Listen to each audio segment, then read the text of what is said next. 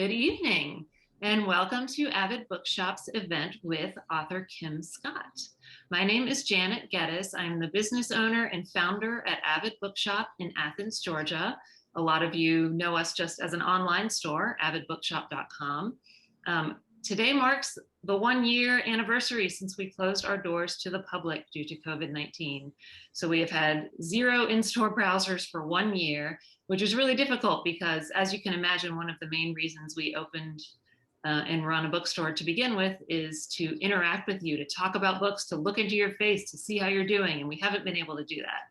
But we've had this tremendous gift over the last year, which is that folks like you, all of you from all over the world, have been supporting us in making sure that we get enough income generated so that we've been able to meet payroll every single period for the last year. And you've also been coming to events like this, our virtual events that we hold. One silver lining of COVID is that we've been able to host some authors who ordinarily wouldn't be able to come to Athens, Georgia on their tours, including Kim Scott.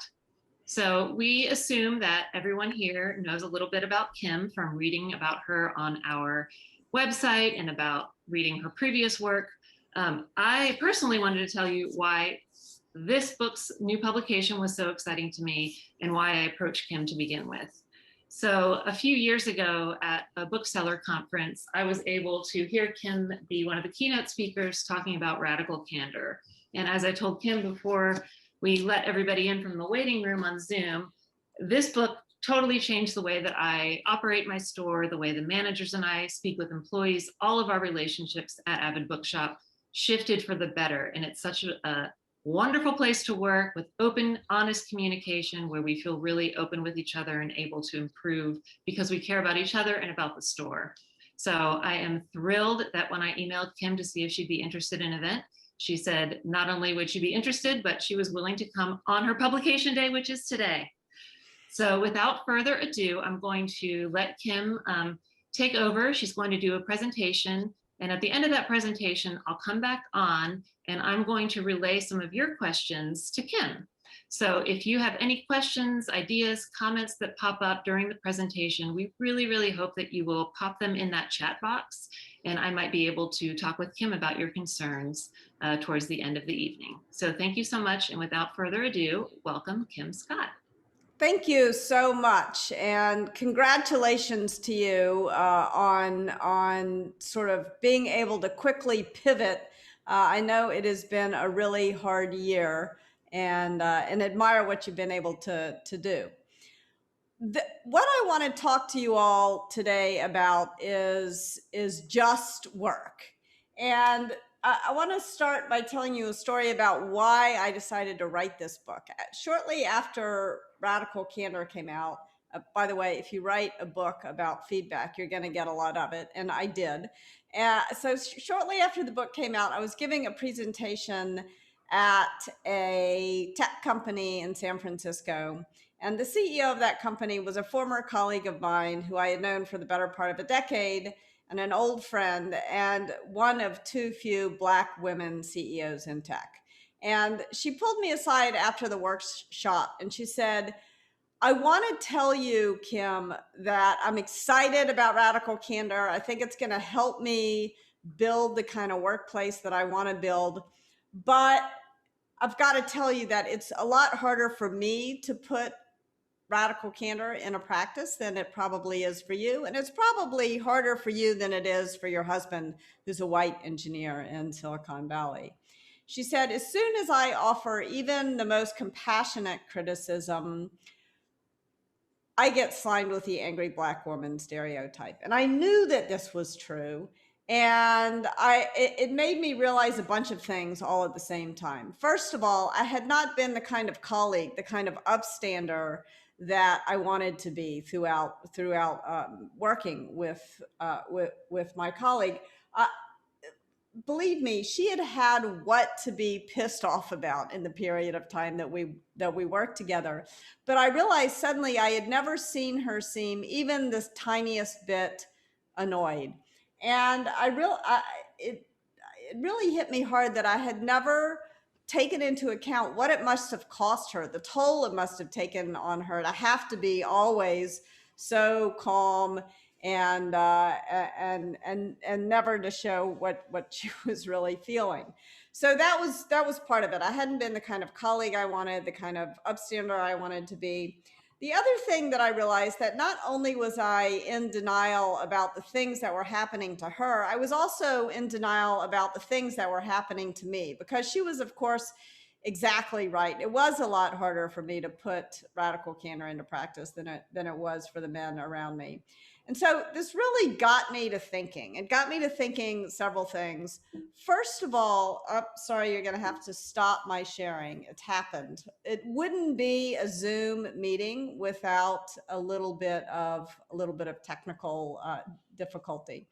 So it really got me to thinking about what was it that what could I have done differently, and what was it that everyone can do?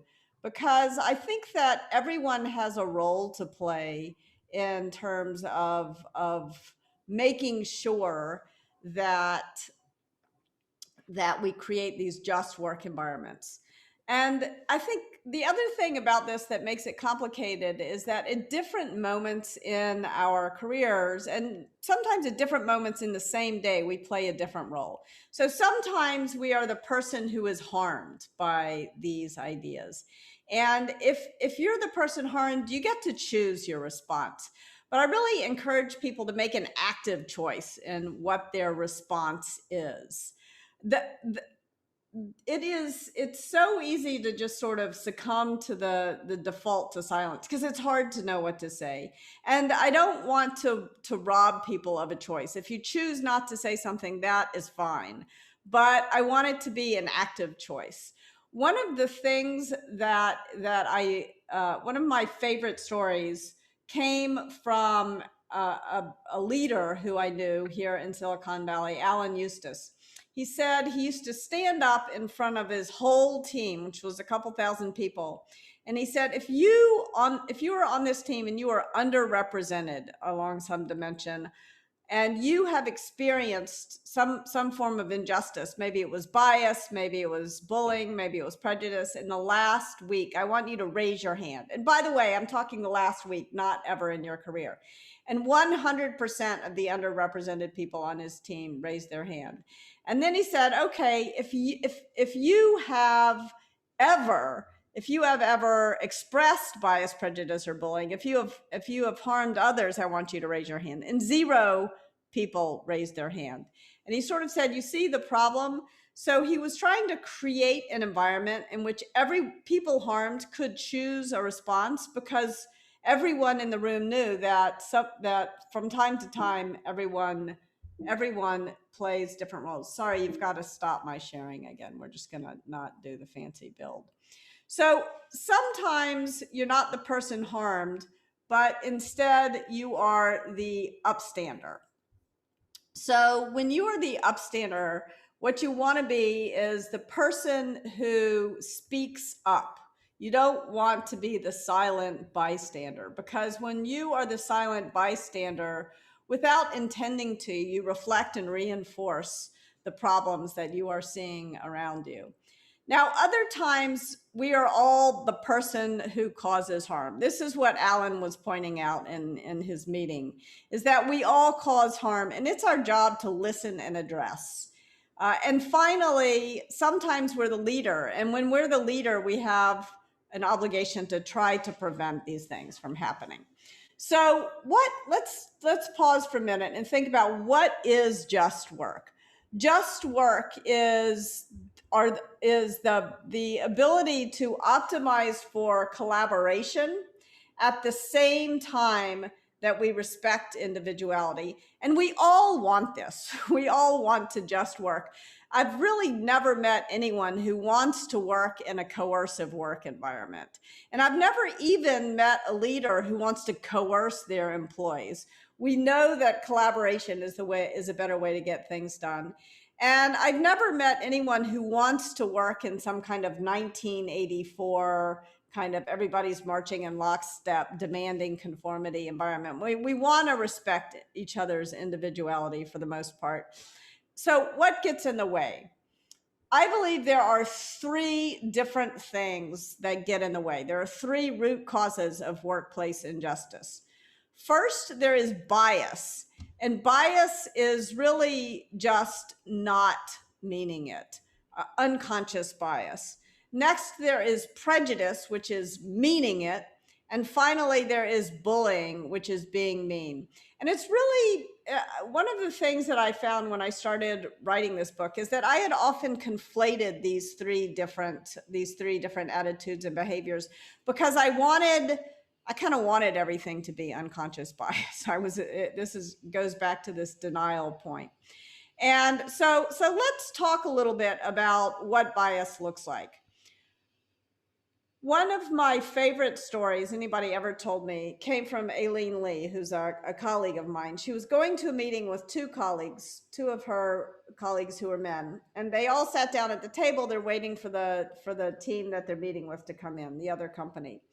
So 5 men come into the room. The first one sits across from Aileen's colleague, Steve. The next guy sits across from Matt, and the other ones sit at the edge. So now Aileen is off alone at the end of the table. So kind of an uncomfortable seating situation, but whatever. So then Aileen starts talking, and everyone ignores her and just turns to her colleague, Steve, and says, it's as though he has been talking. This happens with some frequency. And it was a hard situation for Aileen because when the bias is directed at you, it's hard to know what to say. Luckily, her colleague Steve noticed what was happening, and he stood up and he said, I think that Aileen and I should switch seats because she actually really knows a lot more about this topic than I do. They switched seats, and everybody sort of realized the dynamic that had been at play in the room, and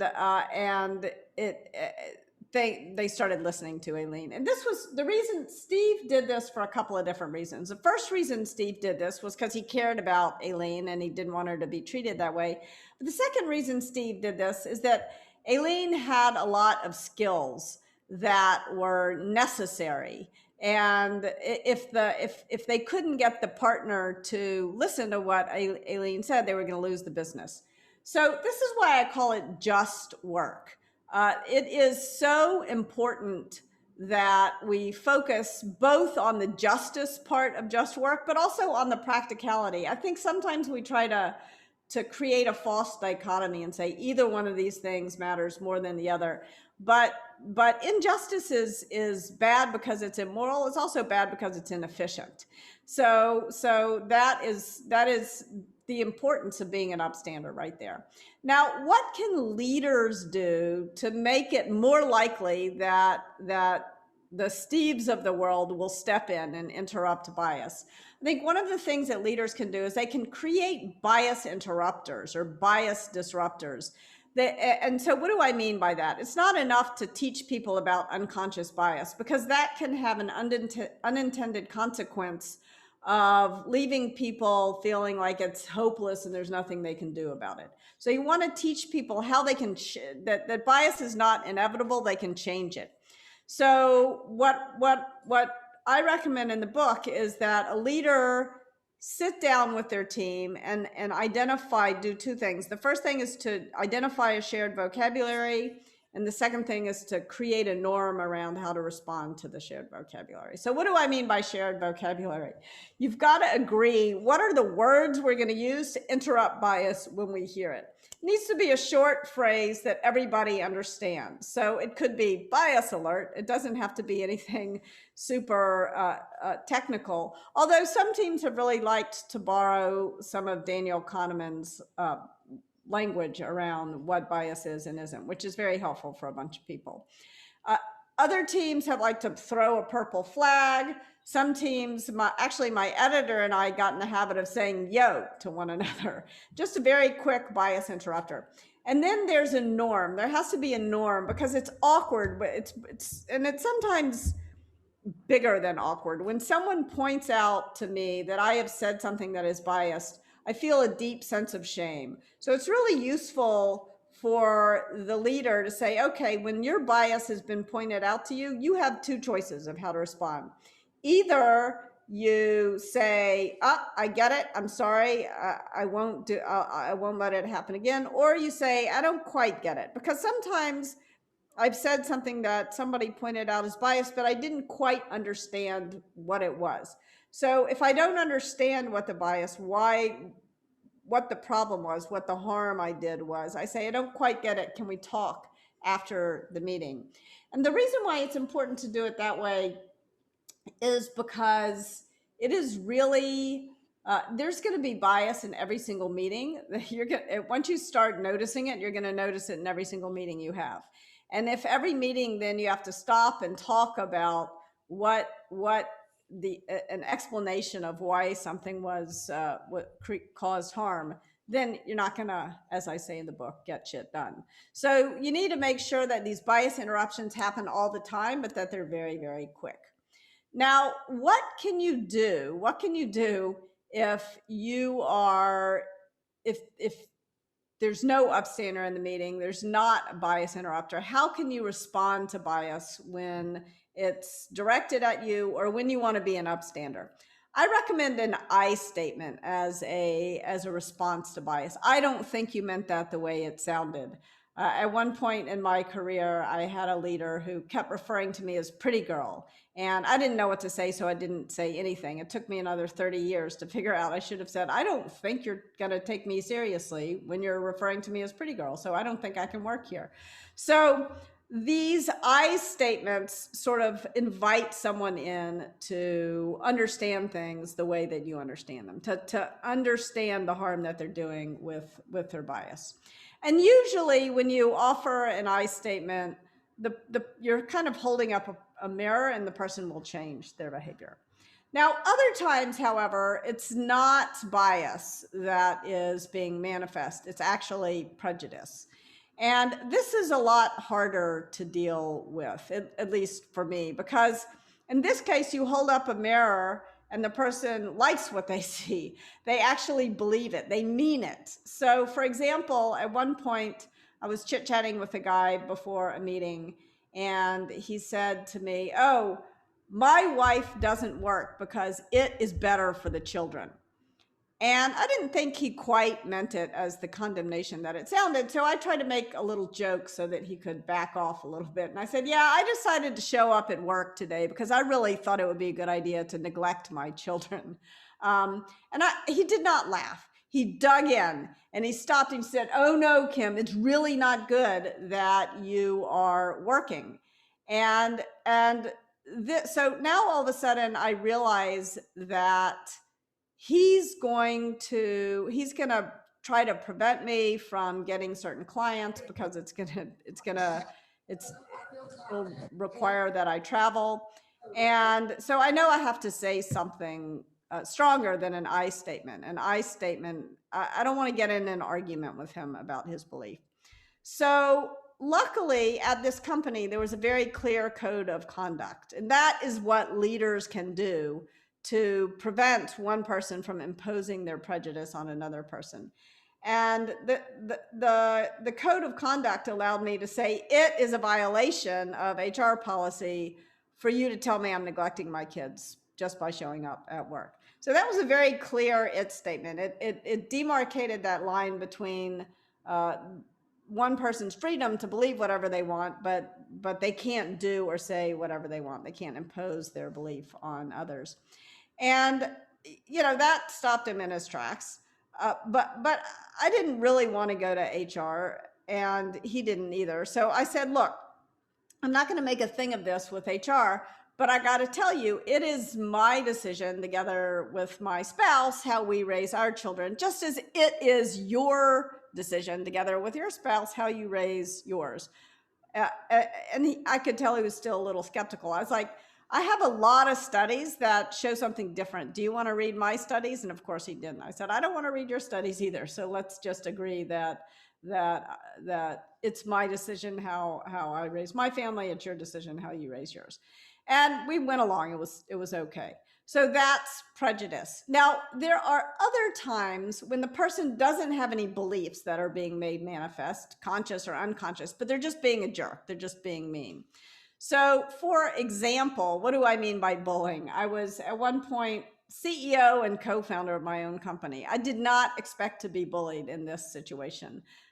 Not That wasn't how it played out. So I was giving this guy a performance review, and he was having some trouble, and I asked him towards the end what I could do or stop doing that would help him improve things. And he kind of glares at me and he says, "You know what the problem here is? The problem here is you are the most aggressive woman that I ever met." So blaming me for his performance. And the fact of the matter was, if I was the most aggressive woman he ever met, I probably wasn't even on a list of the top 100 most aggressive men he ever met. And we were working in an aggressive industry. And so his problem obviously was not my aggression. His problem was my gender. And in that case, it wasn't going to change. So what did I need to do there? In this case, as the leader, I needed to create consequences for his bullying, because the problem is bullying works. It works for the bully unless someone around that bully, namely the leader, creates consequences. And there were three options I had as the leader of that company to create consequences. The first was I could have created conversational consequences. I could have used a you statement. You can't talk to me or any woman at this company that way. I could have created compensation consequences. And this would have been, it's a little tricky as a leader, and it's a lot tricky as an underrepresented leader. But because I didn't want to dock his pay because he had spoken rudely to me or tell him he wasn't going to get a bonus. But if he was going to speak like that to me, if he was going to bully me, what was he going to do to the other women around the company? So I could have warned him that kind of behavior would result in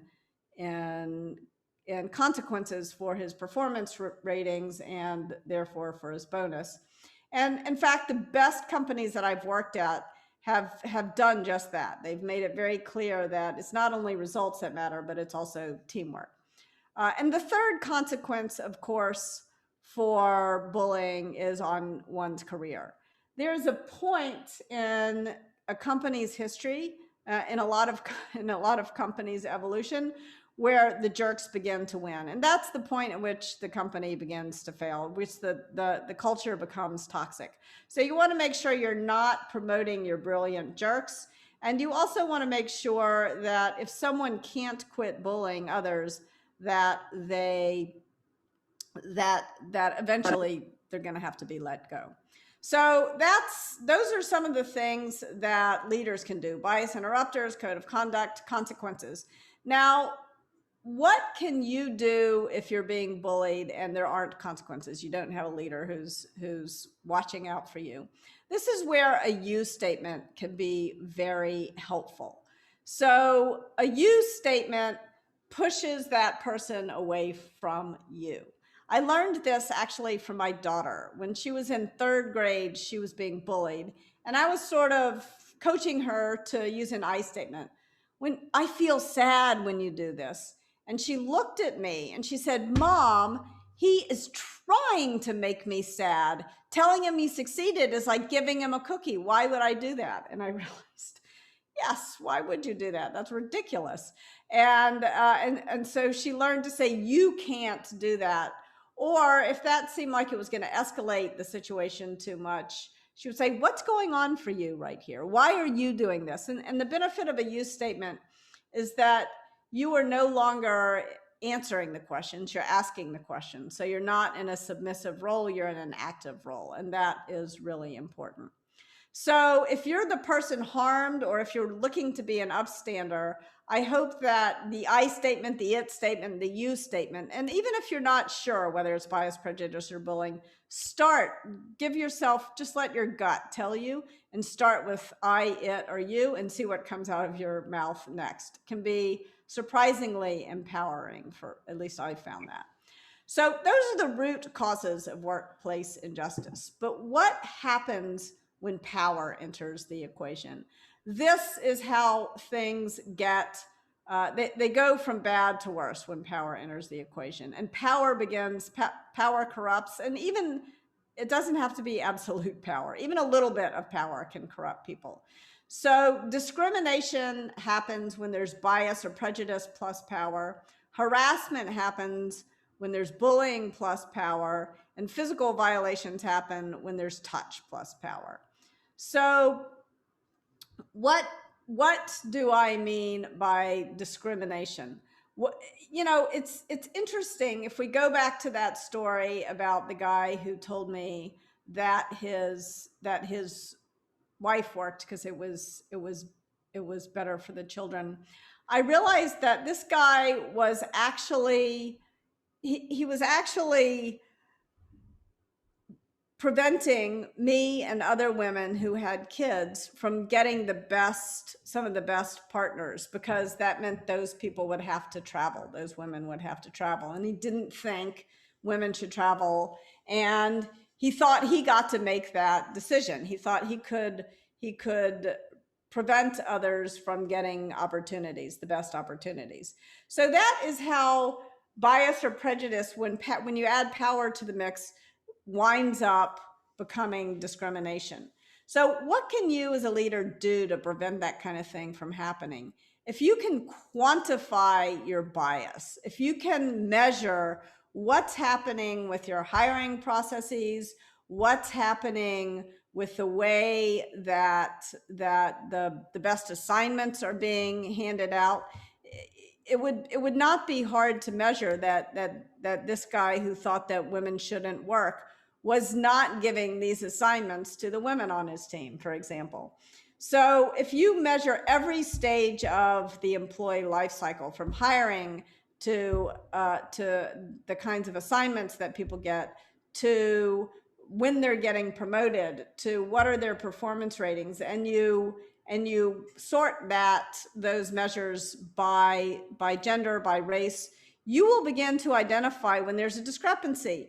And you can't fix that by just changing the numbers any more than if you noticed that you were not profitable, you could fiddle the books. You've got to dig in and figure out what's going on.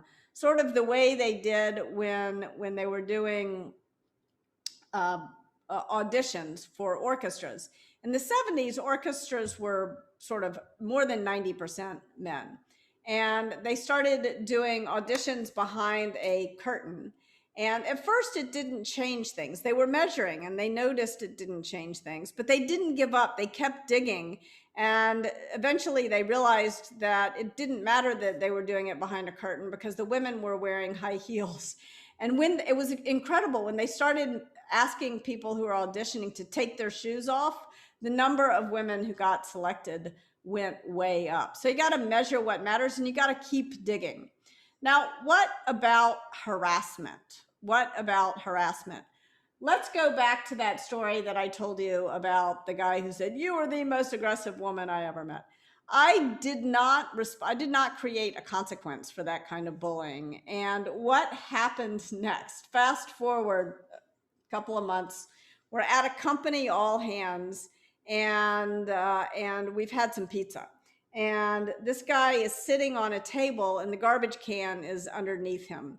And a young woman on the team has a plate with a half-eaten piece of pizza that she wants to throw away. And she says to him, "I need to," she obviously needed to get to the garbage can.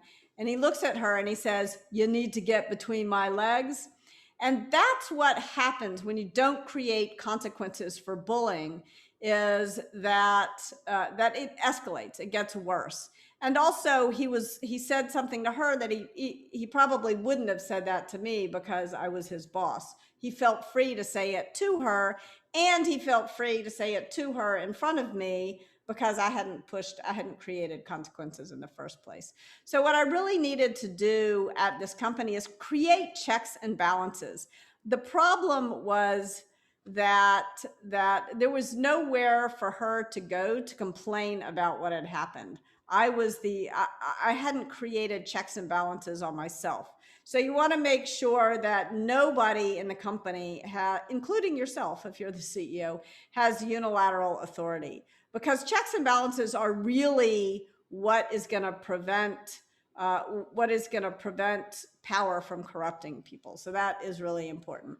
Now, last but not least, physical violations. So at one point in my career, I was giving a presentation to this one leader's team and about how to be a good boss. And this leader was known to be skeptical of having women who were leaders on his team. And when I brought my team up on stage, he introduced one guy on my team, shook his hand, introduced the next guy on my team, shook his hand. And when it came time for him to introduce me, he makes this kind of absurdly low bow, grabs my hand and kisses it, kind of like slobbering on it. It was like all I could do not to wipe my hand off on my sweater. And this was the kind of thing that he could do because at that company there was no culture of consent. So what do I mean by a culture of consent? This basically is a pretty simple rule. It is the responsibility of the toucher to know whether the person they're touching wants to be touched in that way. And if they don't want to be touched, don't touch. And this goes for even simple matters like a handshake or a hand kiss. And if you really build that into every interaction, hopefully it'll help you prevent bigger physical violations from happening later on. But in any case, you want these trusted reporting systems because people are going to get this wrong and there's a great deal of risk to reporting. So if you don't have a trusted reporting system, then you're never going to know what's happening in your organization. So those are some simple things that leaders can do. I would sum up what leaders can do is creating checks and balances. But what can you do if you're harmed or if you're an upstander and these kinds of injustices, discrimination, harassment, or physical violations are happening to you, or you're seeing them happen to your colleagues?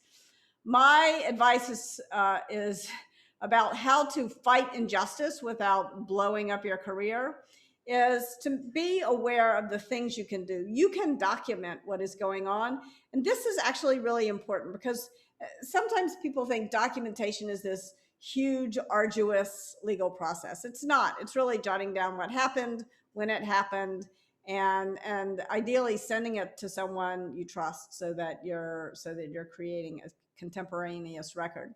And documenting is important if you wind up wanting to tell your story or take legal action, but it's also important, at least in my experience, to sort of dispel gaslighting. When you really start to stop and think what's going on and you've jotted it down, you realize that the problem is not you. The problem is what you're experiencing. Build solidarity, talk to other people. This is one of the things that gives me real optimism at this period in time because so many more people are telling their stories, and that builds a community of people who you can talk to. One of the things that struck me early in my career is that I felt more trapped than I was. So another bit of advice I give is locate the exit nearest you. When you take a negotiation class, you learn about what's your best alternative to a negotiated agreement. And so if you know what your choices are, and it's hard in this environment where it's easier to feel trapped in a job because it seems more daunting to get another job. But if you know what your options are, if you ask around, you will find your degrees of freedom often are greater than you at first think. Reporting to HR is really important. First of all, because very often HR will help you solve the problem.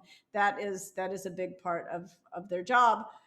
Although I want to acknowledge that sometimes HR has kind of an agency problem. They're supposed to protect the company. They're supposed to protect the executives at the company who are sometimes the people who are causing harm, who are causing discrimination, harassment, or physical violations.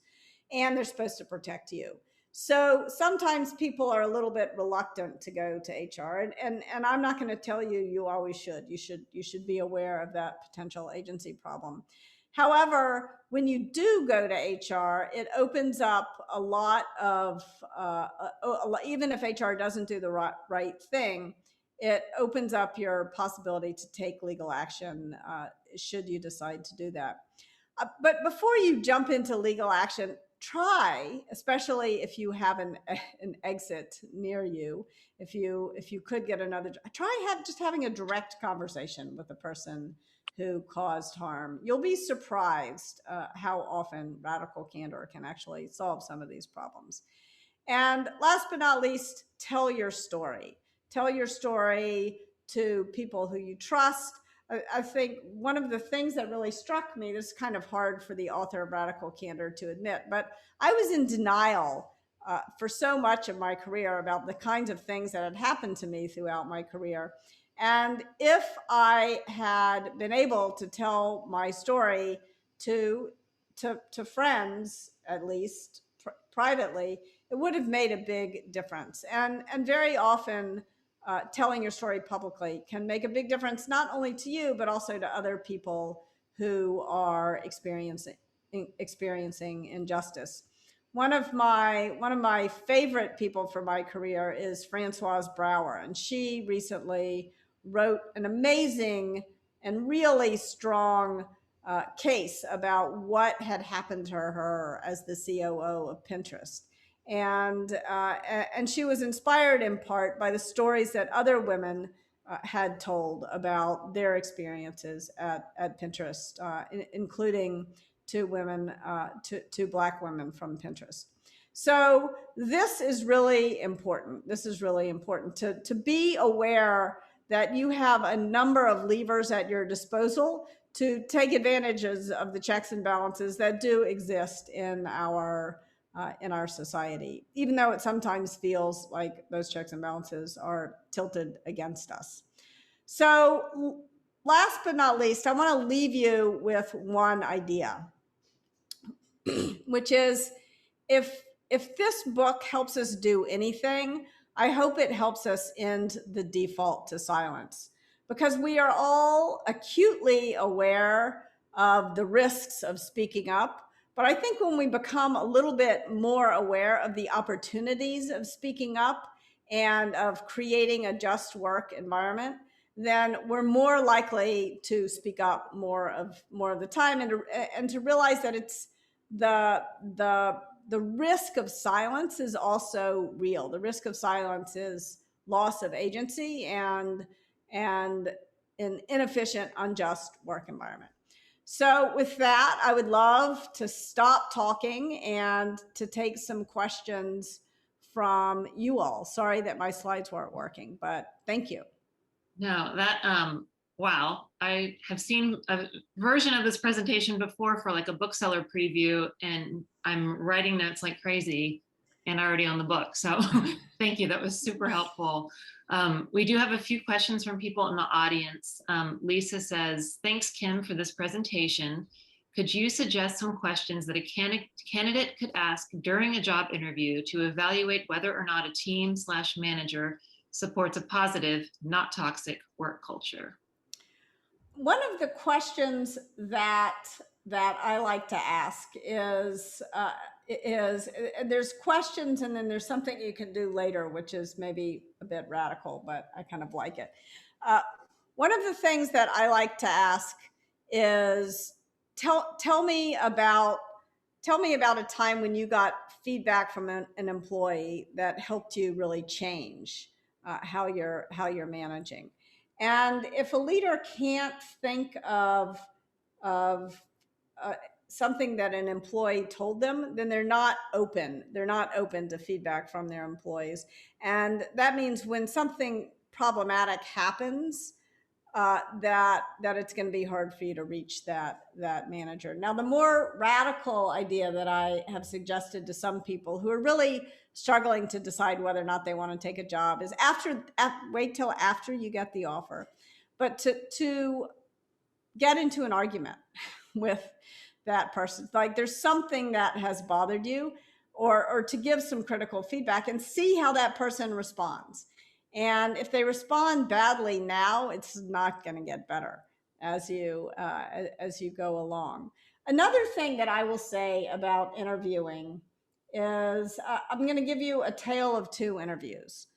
So in one interview, this happened very early in my career. I had been working in Russia and I had had this terrible experience, which you can read about in the introduction of the book. And I had this terrible experience and I had finally left this terrible job and I was interviewing for another job.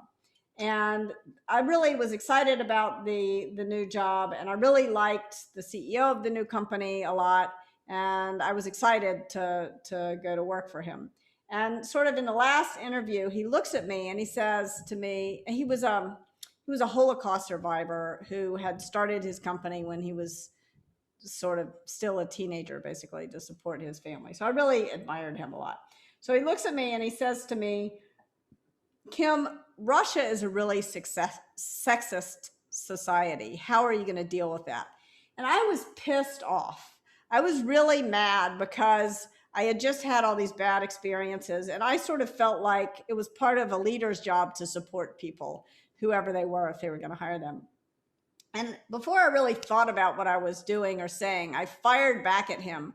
I said, yeah, it's also a really anti-Semitic society, but I know plenty of Jews who are doing just fine there. And then as soon as I said that, I like wanted the ground to open. I couldn't believe, but luckily he loved it. He was like, hired me on the spot. And so it was really useful. I got the job in part because I pushed back. And maybe I would have gotten the job anyway.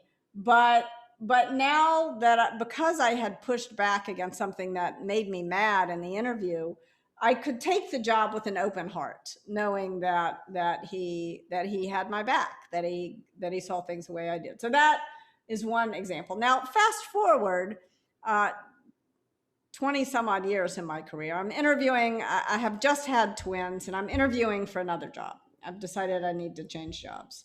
Why I decided to have change jobs when I had 6-month-old twins is another matter. But anyway, I'm interviewing and I really like this job. I really like the company. I really like the founder.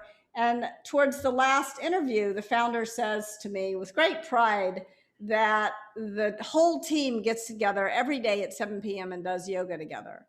And I'm thinking, like, 5 years ago, that would have sounded lovely. But now I'm thinking, oh my gosh, you do yoga from 7 to 8, and then it's going to take me, I'll get home at 9. I'll never see my children. And I did not say anything to him. And I could have easily said, you're making it impossible for you to hire parents, new parents of any gender, if you do the, if you choose this time to do the, and I got to know him later on, and I can say with 100% certainty that he would have been open to that feedback, and he probably would have changed the yoga time. But I didn't say anything because I was just so sort of gobsmacked, and as a result, I deprived myself of a job opportunity. So there's a lot of benefit to challenging bias, even in an interview process. Thank you. We have a sensitive question coming up.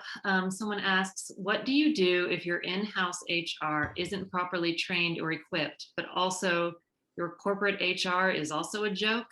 Where do you go from there? Is this when the exit happens? How do you get the company to change that without you having to leave? What does it take? So I would say that the first thing you need to do is probably locate the exit nearest to you, especially if you have something you need to report. But and one excellent case study is Susan Fowler's memo about her experiences at Uber. Actually, she goes by Susan Rigetti. She just tweeted about this now. But the key thing that she said to me about writing that is that even though HR at Uber was at that time a joke, frankly, and worse than a joke, a bad joke, she said it was really important for her to build her case that she went to HR, that she could document that they were not taking appropriate action.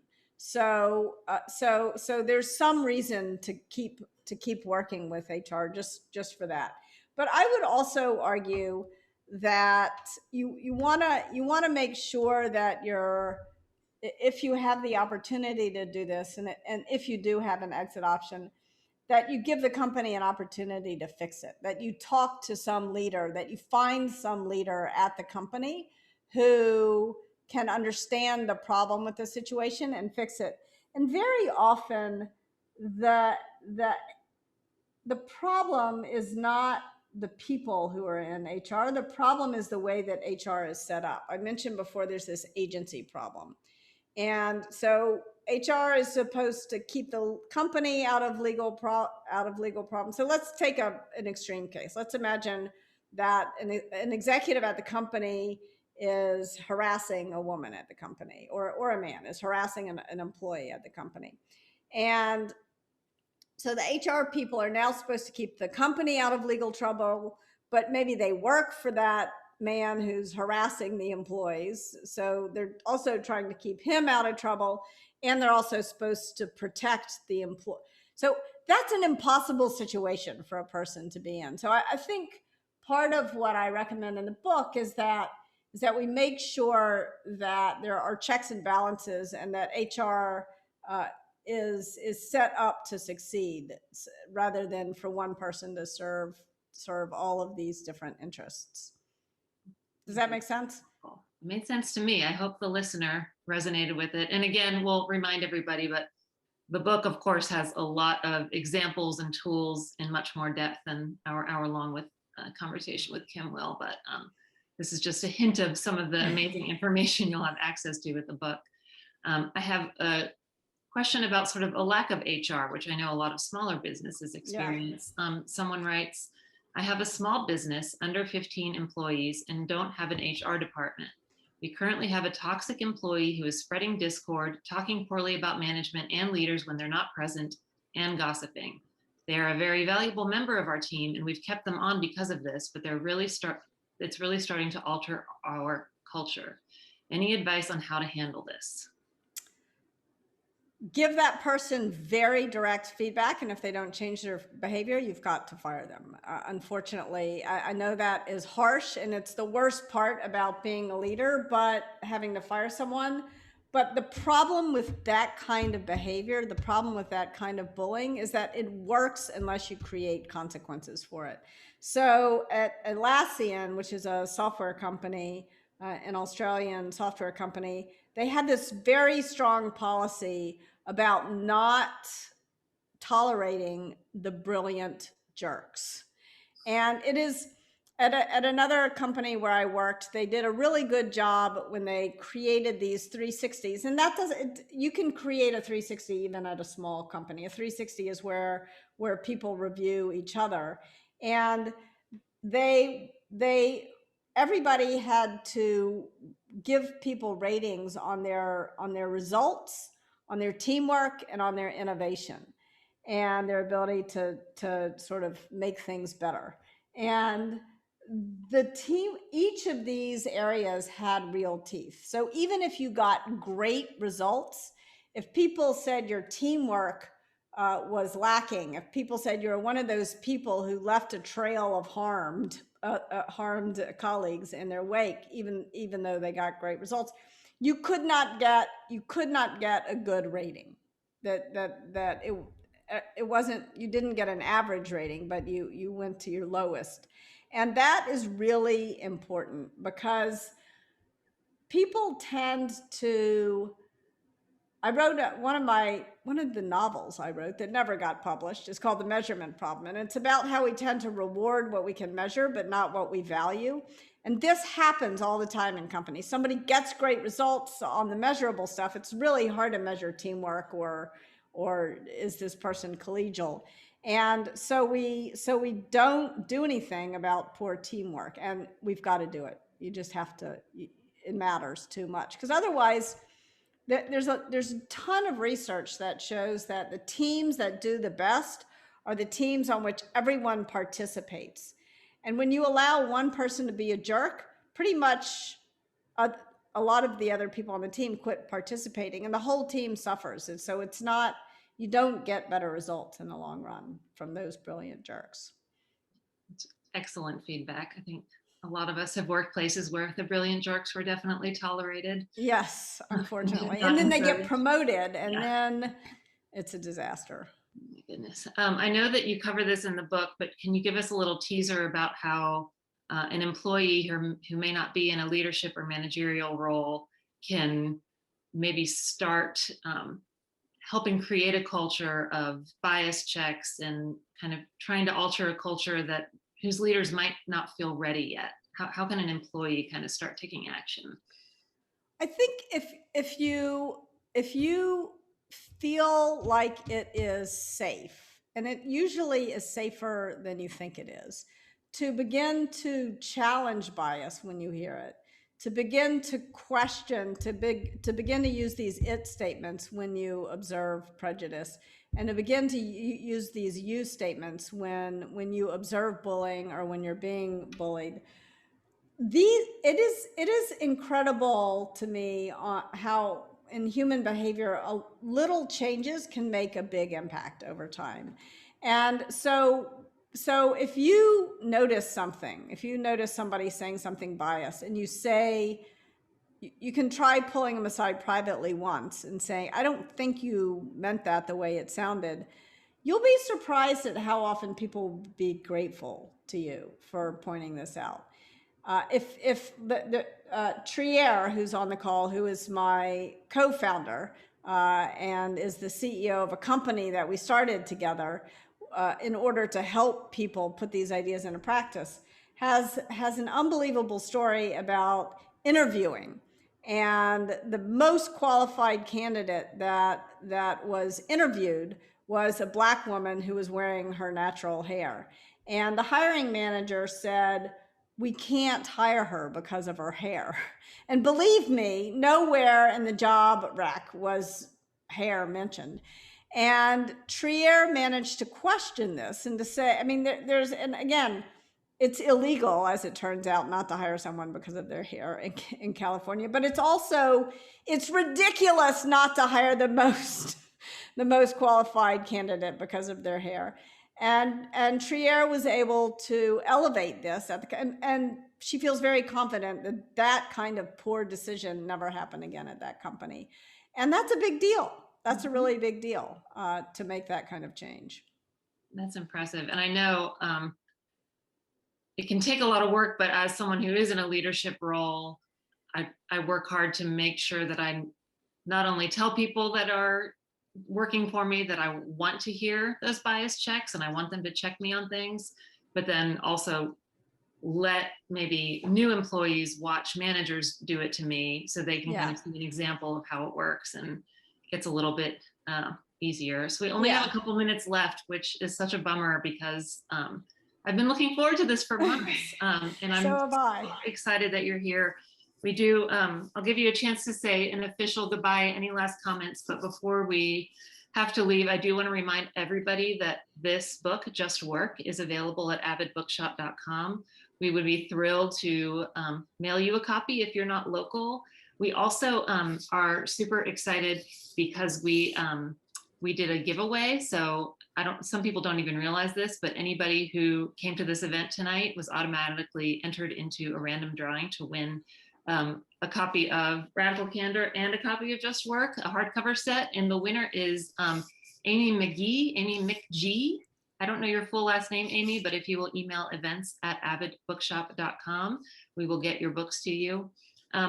If you know anybody who is just starting out in the workforce or maybe has a leadership role, this is such a great book. I think that there are certain sections that will speak to different people depending on what level they're at within a company, but this is something that can accompany someone throughout the entire track of their career. It's a really amazing resource, just full of helpful, interesting, research-based information. And I'm just so thrilled that so many people are going to get to read it. And happy book birthday and publication day to Kim Scott. Thank you. Yes, buy the book for your whole team if you have a team. Buy lots of copies of the book. Yeah, we do know there are some people on this call who work for a big company and they're doing a company-wide read of it. If anyone's interested in that, I know Avid does a lot of corporate sales. So if you are a boss and you want to get a copy for an entire section of your company or maybe everybody in the company, you can reach out to us and we can set you up with a bulk purchase of the books. It really, really is such a great tool. And I think too, as a boss, just having information like this, having a book like this accessible in our employee library area also sends such a good signal to your staff that you are willing and interested in having deeper and sometimes difficult conversations about how to have a more equitable workplace. So it's really helpful no matter where you are within your career, within your company. So. I want to thank everybody who is here, and I want to thank Avid Bookshop for your support, and I want to congratulate you on pivoting and making things work. I know it's been a really hard year for all of us, in particular for you all. So thank you all so much. Keep in touch. Justworktogether.com is our website, and I'm so eager. I really do want people's feedback on this book. So keep in touch. Send a note, hello@justworktogether.com, and let me know once you've read the book what you think. What ideas in the book work? Do bias interrupters work on your team? What are the bias interrupters that you choose? Really eager to hear from folks. That's awesome to hear. Thank you. Yeah, so please reach out to Kim. I'm a personal example of how she actually really does reply to emails if you reach out and read her emails. So thank you so much for being such an engaging speaker, an amazing writer. Thank you to Trier as well. I know you're on the call. So thank you for your work. And for anyone interested in sharing this will go on the Avid Bookshop YouTube, and we will be in touch with you all and see you in the store whenever it's safe to do so. So thank you so much, y'all. Have a great night. Thank you so much. Again.